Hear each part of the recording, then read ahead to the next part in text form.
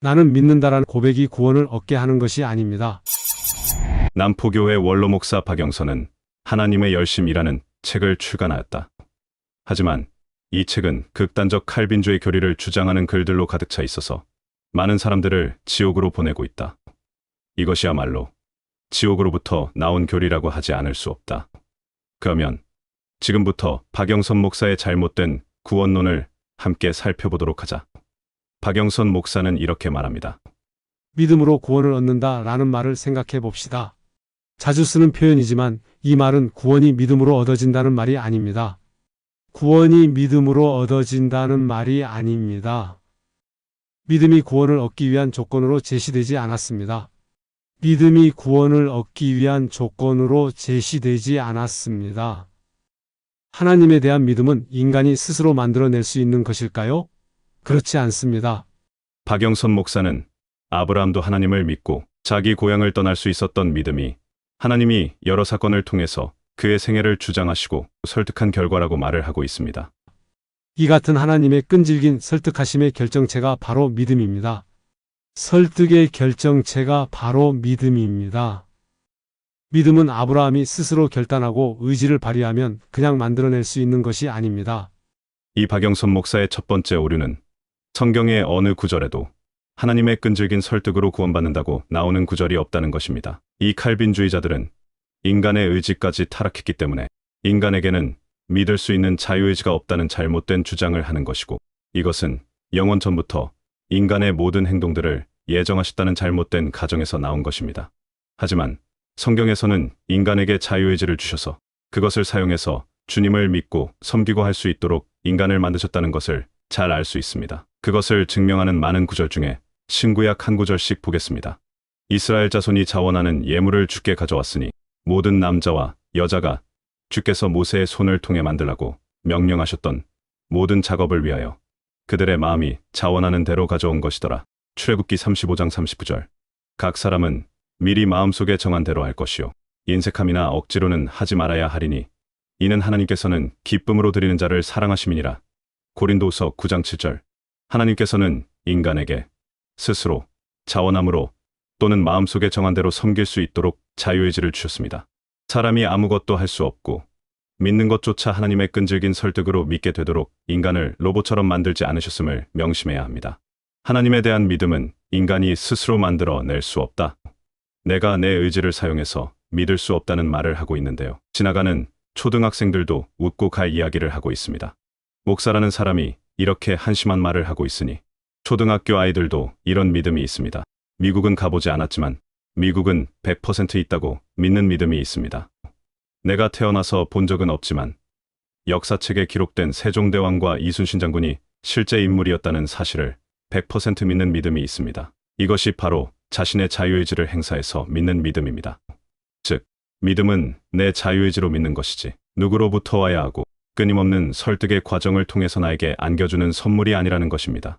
지금 박영선 목사는 내가 내 스스로 믿을 수 있는 이 자유의지를 없애기 위한 말장난이라는 것을 주의해야 합니다. 이런 극단적 칼빈주의자들은 그리스도를 믿는 것은 이러한 은혜의 결과일 뿐이라고 말합니다. 이 말은 그리스도를 믿는 것은 중요한 일이 아니고 이 은혜, 하나님의 끈질긴 설득을 기다리는 것이 중요하다고 주장하는 것입니다. 이런 주장은 구원파와 같이 믿음이 올 때까지 기다려라라고 하는 자들과 같습니다. 그래서 많은 사람들이 그 은혜를 기다리다가 믿지 못하고 결국 죽어서 지옥에 간다는 사실을 명심해야 합니다. 박영선 목사는 이렇게 말합니다. 사도 바울은 사람들이 믿음으로 구원을 얻는다라는 말을 들을 때 믿음을 구원의 조건으로 오해하지 않도록 보수와 자랑이라는 단어를 동원하여 거듭 구원을 설명해 온 것입니다. 구원을 이야기하는데 왜 우리가 우리 자신을 자랑하게 됩니까? 자기가 받은 구원을 자기가 얻어 마땅한 것이라고 여기기 때문에 그렇습니다. 만일 그렇게 생각한다면 그는 아직도 은혜가 무엇인지 믿음이 무엇인지 이해하지 못한 사람입니다. 당연히 얻을 것을 얻었다는 식이라면 은혜일 수 없는 것입니다. 박영선 목사의 믿음으로 구원받았다의 해석은 자기 자신을 자랑하는 것이기 때문에 믿음이 구원의 조건이 아니라고 말하고 있는 것입니다. 이것은 칼빈주의자들이 주장하는 저항할 수 없는 은혜만 강조하고 있는 것입니다. 이 말들이 굉장히 영적인 것 같고 하나님의 영광을 드높이는 것 같지만 결코 성경적이지 않습니다. 인간이 믿을 수 있도록 자유의지를 주신 것을 폐기시켜서 하나님의 은혜만 기다리는 로봇을 만들어 버렸습니다. 생각해 보십시오. 하나님께서 자신이 입력해 놓은 대로 하나님을 믿고 입력해 놓은 대로 경배하는 로봇과 같은 인간에게 경배받기를 원하실까요? 여러분이 하나님이라고 가정하면 입력해 놓은 로봇의 경배를 받고 싶나요? 그렇다면 그야말로 믿지 않는 세상 사람들이 말하는 이상한 하나님이 되는 게 아닐까요? 칼빈은 이렇게 말합니다.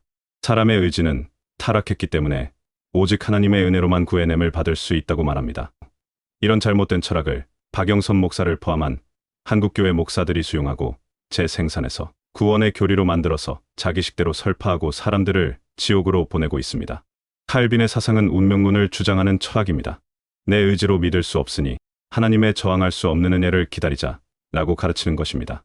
하지만 구원받는 것은 지금 바로 주님을 구세주로 믿고 구원받을 수 있는데 이렇게 믿지 못하게 하고 기다리게 해서 지옥으로 보내는 잘못된 교리라는 것입니다. 너희가 거하는 땅에 아모리인의 신들이든 간에 너희가 섬길 자를 오늘날 너희가 택하라. 그러나 나와 내 집은 주를 섬기리라 하니 여호수아 24장 15절. 엘리야가 모든 백성에게 나아가 말하기를 너희가 얼마나 더 두 의견 사이에서 지체하렸냐. 주가 하나님이시면 그를 따르라. 그러나 만일 바알이면 그를 따르라 하니 백성이 그에게 한마디도 대답하지 아니하더라. 열왕기상 18장 21절. 이렇게 성경은 타락한 인간에게도 선택할 수 있는 자유의지가 있음을 말씀하고 있습니다. 또 박영선 목사는 이렇게 말합니다. 구원 얻을 만한 자격이 우리에게 있다고 생각합니까? 그렇지 않습니다. 우리는 구원받을 만한 조건이 우리에게 있어서가 아니라 하나님이 구원해 주셨기 때문에 신자가 된 것입니다. 구원은 우리가 요구하거나 협의해서 얻은 결과가 아닙니다. 나는 믿는다라는 고백이 구원을 얻게 하는 것이 아닙니다. 나는 믿는다라는 고백이 구원을 얻게 하는 것이 아닙니다. 구원을 얻으면 그렇게 말할 수밖에 없는 것입니다.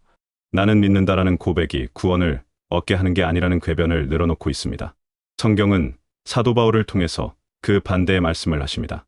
내가 내 입으로 주 예수를 시인하고 또 하나님께서 그를 죽은 자들로부터 살리신 것을 내 마음에 믿으면 구원을 받으리라. 이는 사람이 마음으로 믿어 의에 이르고 입으로 고백하여 구원에 이르기 때문이라. 로마서 10장 10절. 성경은 자기 스스로 자유의지를 행사해서 마음으로 믿으면 구원을 받는다고 말씀하셨지. 하나님의 끈질긴 설득을 기다려라 라고 하지 않으셨습니다. 칼빈주의자들과 박영선 목사의 주장대로라면 하나님의 끈질긴 설득이 있는 사람은 구원받고 하나님의 끈질긴 설득이 없는 사람은 구원받지 못하는 그야말로 능력이 없는 하나님이 되어버립니다. 그러면 이렇게 반박할 것입니다. 사람들이 그 은혜를 받아들이지 않는 게 문제잖아요 라고 주장합니다. 결국 하나님은 끈질기게 설득하시는데 사람들이 받아들이지 않아서 구원을 받지 못한 것이라고 말하겠지만 여기서 박영선 목사의 오류의 두 번째는 하나님의 끈질긴 설득을 거부하는 자유의지가 있다는 것이 증명된다는 것입니다. 인간이 스스로 믿는 것을 거부할 수 있듯이 바꿔서 말하면 자기 스스로 믿을 수도 있다는 논리가 형성됩니다. 칼빈의 철학을 주장하다 보니 박영선 목사는 자기가 한 말이 논리적으로 앞뒤가 안 맞는 말을 하고 있다는 것조차 모르고 있습니다. 박영선 목사는 잘잘법에 나와서는 믿음으로 구원받는다고 말은 그럴싸하게 합니다. 하지만 박영선 목사의 논리대로 한다면 첫째, 인간이 자기 의지로 믿을 수 없다는 것이고 둘째, 하나님은 끈질기게 인간을 설득해서 다 구원받게 할 수 있어야 한다라는 이상한 결론에 이르게 됩니다. 하지만 구원받지 못해 지옥 가는 사람들이 더 많다는 것은 박영선 목사도 잘 알고 있습니다. 그렇다면 지옥으로 가는 자들은 끈질기게 설득 못하신 하나님이 무능하던지 아니면 인간이 자유의지를 발동해서 믿음을 거부하던지 둘 중 하나일 것입니다. 즉, 이것만 보더라도 사람은 자신의 자유의지가 있다는 것을 알 수 있습니다. 하지만 성경적이지 않는 칼빈의 운명론 철학을 주장하는 박영선 목사는 이 자유의지를 완전히 무력화시켜서 많은 사람을 지옥으로 보내는 잘못된 구원교리를 설파하고 있는 것입니다. 박영선 목사의 논리적 모순에 이렇게 묻는 사람도 있을 것입니다. 하나님이신데 끈질긴 설득으로 모든 사람을 구원시키는 게 하나님이 해야 할 일이 아닐까요? 라고 주장하는 사람도 있을 것입니다. 결국 박영선 목사의 잘못된 교리로 인해서 구원받는 사람과 지옥 가는 사람을 하나님이 선택하시는 이상한 하나님이 되는 것이고 이런 잘못된 논리 때문에 세상 사람들은 성경의 하나님과 하나님의 바른 구원 계획조차 믿지 않게 되는 결과를 가져오는 것입니다. 박영선 목사 같은 주장이라면 세상에 나가서 복음을 전파할 이유가 없습니다. 하나님이 저항할 수 없도록 은혜를 주시고 끊임없는 설득을 해서 구원이 이미 보장된 사람들이 있고 지옥 갈 사람들이 정해져 있는데 이것이 어떻게 세상 사람들에게 복된 소식이 될 수 있을까요? 하지만 사도 바울과 그의 제자들은 그리스도의 복음을 전파하기 위해서 자신들을 헌신하고 희생하였고 그 믿음의 실행으로 2000년이 지난 지금도 믿음만으로 구원받는 정확한 은혜 복음이 지금 이 시대에도 전파되고 있는 것입니다. 즉, 구원받을 사람이 선택되어 있는 게 아니라 자신의 자유의지로 믿어야 된다는 것이고 진심으로 믿었을 때 하나님의 은혜를 받는 것이 신약시대의 성경적인 구원 방법입니다. 따라서 구원은 하나님의 은혜로 값없이 주신 그 선물을 어린아이 같은 순수한 마음으로 내 의지로 믿고 받아들이고 영접했을 때 행위 없이 오직 믿음만으로 구원을 받는다는 사실을 말씀을 근거해서 믿으시기 바랍니다. 너희가 믿음으로 말미암아 은혜로 구원을 받았으니 이것은 너희에게서 난 것이 아니요 하나님의 선물이라 행위에서 난 것이 아니니 아무도 자랑하지 못하게 하려 하심이라. 에베소서 2장 8절 9절. 구원받는 방법은 이렇습니다. 첫 번째, 나는 지옥에 갈 수밖에 없는 죄인이라는 사실을 하나님 앞에서 진정으로 회개해야 합니다. 두 번째, 예수 그리스도께서는 창조주 하나님, 구약의 여호와 하나님께서 육신으로 오셨다는 사실을 믿으셔야 합니다. 경건의 신비는 논쟁의 여지 없이 위대하도다. 하나님께서는 육신으로 나타나셨고 디모데전서 3장 16절.